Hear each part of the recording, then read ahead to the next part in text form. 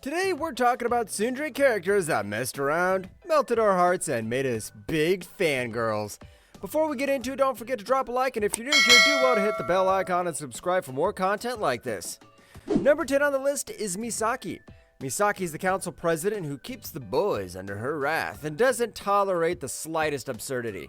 Her character makes her that one president everyone's trying to dig dirt on because of her shitty attitude towards them and the fact that she can't be beaten, obviously.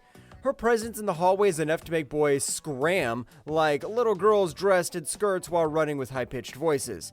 However, Misaki has a bipolar identity outside school, talking about the real sheeps in wolf's clothing. She works at a maid cafe to support her mom, whom she cares about a lot. For Misaki, being a maid is some dirt-worthy content that can never get to school due to her prestigious reputation of beating boys. But it also opens her up to a beautiful experience of love with a hot rich boy in school who keeps her secret and protects her. Next on this list is Power. Power is a sadistic, childish, insufferable, loud, narcissistic, pathological liar who believes she's better than everyone else. She comes off as DGAFAYM, which is an acronym for She Doesn't Give a Fuck About Your Mom. This is for reference sake, okay? So suck it up, buddy. I do care about your mom, okay? But Power, she is as despicable as a tsundere comes, but somehow she's also charming. Power's hobbies are simple. Set Denji up, kill for fun, and overall make a huge mess of things, but in a way that actually helps the situation. Over time, we see Power adjust for the sake of the people around her. One thing that significantly brings out the emotional side of Power is her cat, and in occasional situations, Denji. Following, we have Levi Ackerman. Literally looking at Levi's eyes gives that death stare of doom. Levi is one of many things. First off, he's down to earth. He's not as tall as my crotch, I can bet my money on this. He's also that perfect tsundere who will dismiss every compliment, put aside every emotion, and give the coldest shoulders to glances. Low-key, I can understand the attitude. I mean, there was nothing funny about being a character in Attack on Titan. However, despite Levi's contrasting personality, he's the team leader of the Survey Corps, which means he sometimes steps out of his tsundere shell to show care for his men, including the airheaded Eren. Some remarkable times, we see Levi show emotion when Erwin dies in his fight against Kenny.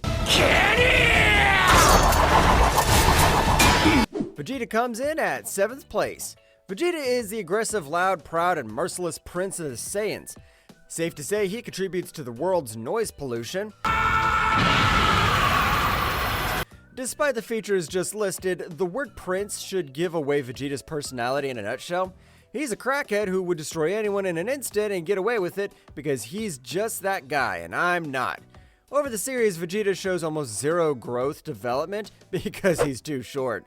Vegeta's soft side only surfaces when he meets Bulma, and he soon becomes an important character in Goku's life in saving Earth. Otakus often refer to him as the kind anti-hero. For me, his bald head gets me every freaking time.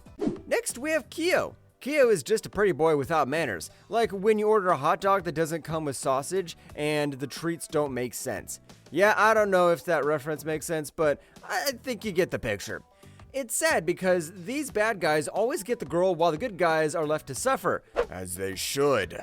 Kyo's insensitive comments, poor ability to express his feelings, and sharp tongue make him a typical tsundere character. Of course, all of this began because people always seem to downplay his personality and trauma. Soon he goes from his self-absorbed self into something different. And by that I mean something warm, calm, and gentle as he takes the necessary steps to heal from his past trauma. Irina just had to make this list. Irina is a full-blown mean girl with all the characteristics. Rich, arrogant, annoying, spiteful, and I hate to say it, but she's pretty much doesn't give an F about... I'd rather not say it. She's another tsundere created by traumatic family upbringing. This takes the toll on everything that concerns character development, social interactions, and of course a sharp tongue.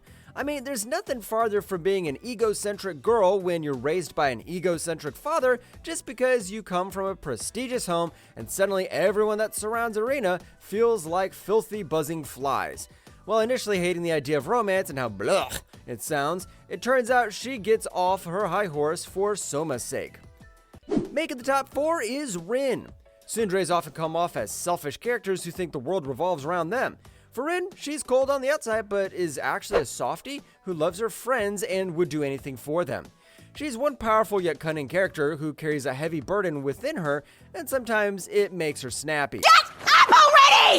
Because Rin is always struggling between the two identities in her head, she never gets to express her emotions unless she's giving someone a rather difficult time.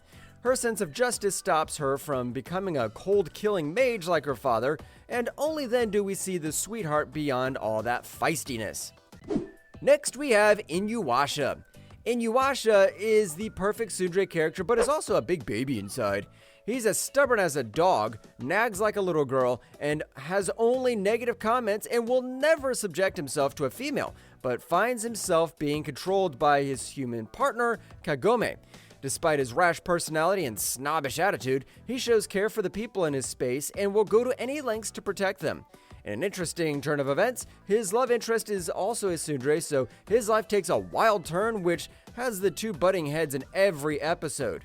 You could say Inuyasha and Kagome are the real ideas of band for band. One moment we see Inuyasha in his deepest emotion is when his ex-girlfriend and Kagome's predecessor Kikyo return to life. Kaguya sits pretty at number 2.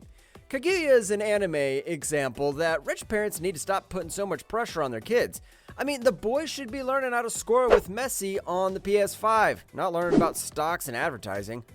Boring. What's more boring is Kaguya being the daughter of the most prestigious family in the whole of Japan. Her must-act rights morals shape her tsundere personality, which often comes off as rude, cold, and arrogant. Meanwhile, she is genuinely a sweet-hearted person who is a victim of a toxic environment. We see the emotional side of Kaguya when she shows immense kindness to another kid, Miyuki, but her tsundere pride will never let her confess her feelings first. 次の作戦を思いつくまで At number 1, nobody's touching Taiga's crown. Taiga must be below Earth and the average human, but do not ever make the mistake of crossing her. She's a force to be reckoned with, and she's actually pretty strong. With these few clips of mine, I hope you've been convinced. I mean, she literally uses Ryuji as a punching bag throughout the series. However, her malicious character plot doesn't change the fact that Taiga has strong ideals about love and friendship. Beneath all that fuss is a sweetheart who just wishes to be understood, to love, and to be loved back. The most emotional we see Taiga is when she realizes her feelings for Ryuji, and for the first time, she expresses her emotions in the most beautiful way. That's a wrap, weebs. Thanks for watching, and tell us in the comments if you agree with this list and which anime should have made the ranks. If you've made it this far, don't forget to like, subscribe, and hit the bell icon for more tea.